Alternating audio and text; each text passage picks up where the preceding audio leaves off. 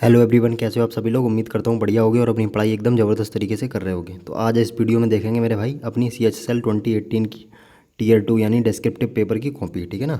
तो ये वाला जो पेपर हुआ था मेरे भाई, ये पेपर हुआ था 20 सितंबर 2019 में, ठीक है ना। और इसकी जो है RTI लगाई थी 2019 में ही, इसकी RTI लगाई थी मेरे भाई। लेकिन इसकी RTI काफ़ी दिनों के बाद, 4 महीने के बाद रिसीव हुई और पिछली साल इसकी कॉपी हालांकि मिल गई थी।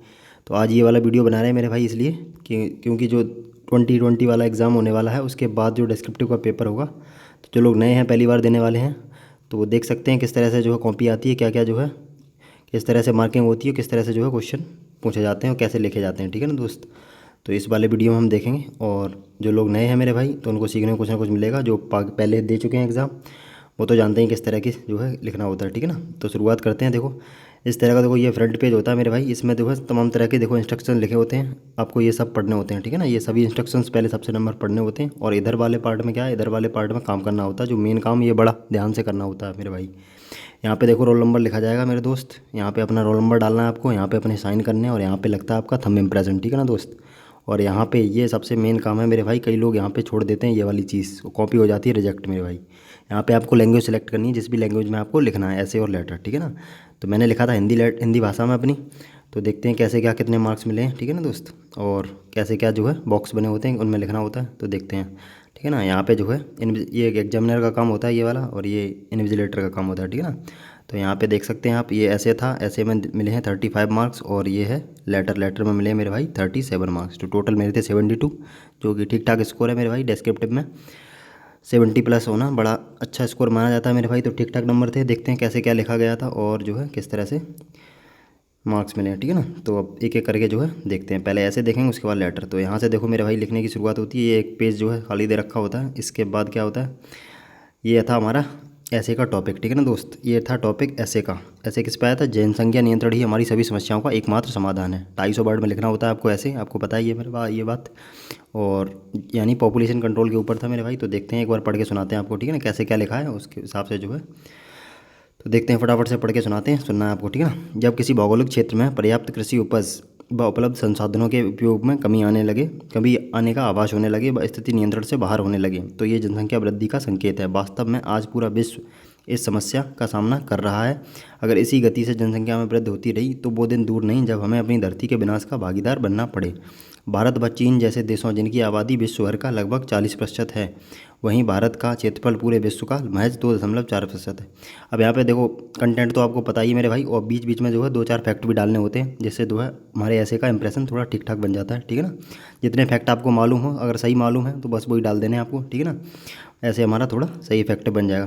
तो 40% है, वहीं भारत का क्षेत्रफल पूरे विश्व का महज 2.4% है। इसके बाद आगे देखते हैं। जनसंख्या वृद्धि से खाद्यान्न, रोजगार व प्रदूषण की समस्या, साथ ही साथ इनसे उत्पन्न बीमारियां, भुखमरी व गरीबी आदि को बढ़ावा मिलता है। और इन समस्याओं के रहते कोई भी देश विकास कर नहीं सकता।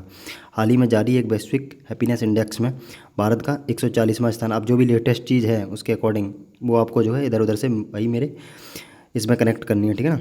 तो विश्व हैप्पीनेस इंडेक्स में भारत का 140वां स्थान है, जबकि भारत से अपेक्षाकृत बहुत छोटे से देश फिनलैंड का प्रथम स्थान है। जनसंख्या के बढ़ने से ग्रामीण क्षेत्रों के लोग शहर में पलायन करने को मजबूर हो जाते हैं, जिससे शहरी व्यवस्था चरमरा जाती है और आर्थिक रूप से भी देश को इसका नुकसान उठाना पड़ता है।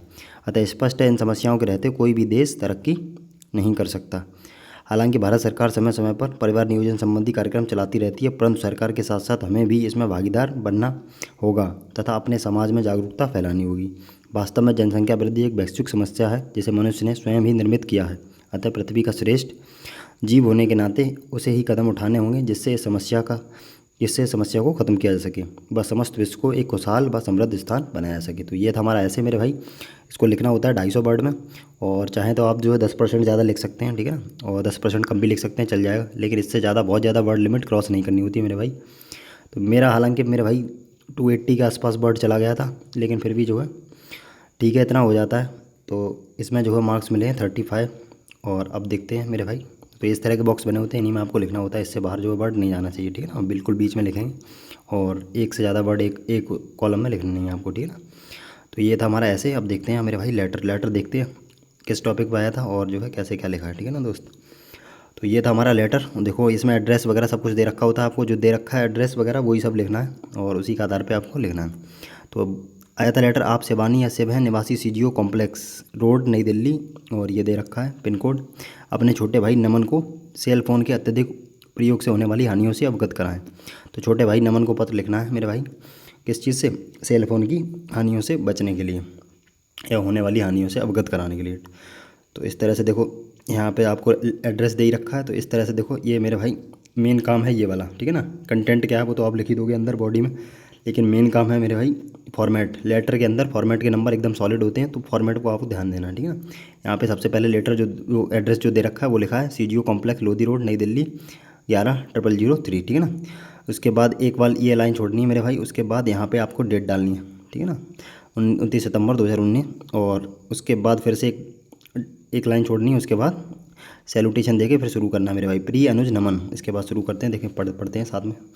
कल पिताजी का पत्र मिला, उन्होंने बताया कि आजकल तुम अपनी पढ़ाई पर ठीक से ध्यान नहीं दे रहे हो, अपितु तुम सारा ध्यान बस मोबाइल फ़ोन में ही व्यतीत कर रहे हो। यहाँ तक कि पता चला कि तुम रात में फ़ोन सिर के पास रखकर ही सो जाते हो। प्रिय भाई, मैं जानता हूँ तुम्हारी अवस्था ऐसी है कि इस दौर में सोशल मीडिया, फेसबुक, व्हाट्सएप आदि के उपयोग से खुद को रोकना मुश्किल है, फिर भी इनके नुकसान के बारे में तुम्हें बताना मेरा फ़र्ज़ है। मोबाइल फ़ोन अत्यधिक हानिकारक किरणें भी उत्सर्जित करते हैं, जिससे सिरदर्द, उच्च रक्तचाप, नींद न आना आदि प्रमुख समस्याएं उत्पन्न होती हैं। इसके अलावा तुम्हारी परीक्षाएं भी निकट हैं। अगर तुम सारा दिन फ़ोन में ही बिताओगे तो ये निश्चित है कि तुम परीक्षा में भी अच्छा नहीं कर पाओगे, जो कि तुम्हारा मुख्य लक्ष्य है। अतः उम्मीद करता हूँ तुम अपने बड़े भाई की बात मानोगे और मोबाइल फ़ोन का सीमित मात्रा में उपयोग करोगे। माताजी और पिताजी को चरण स्पर्श, तुम्हें आशीष, तुम्हारा अग्रज शिव। तो ये था मेरे भाई लेटर में मिले हैं 37 मार्क्स, जो कि ठीक ठाक ही थे। और इसको लिखना होता है मेरे भाई 150 वर्ड में, ठीक है ना। लेटर को 150 वर्ड में लिखना होता है।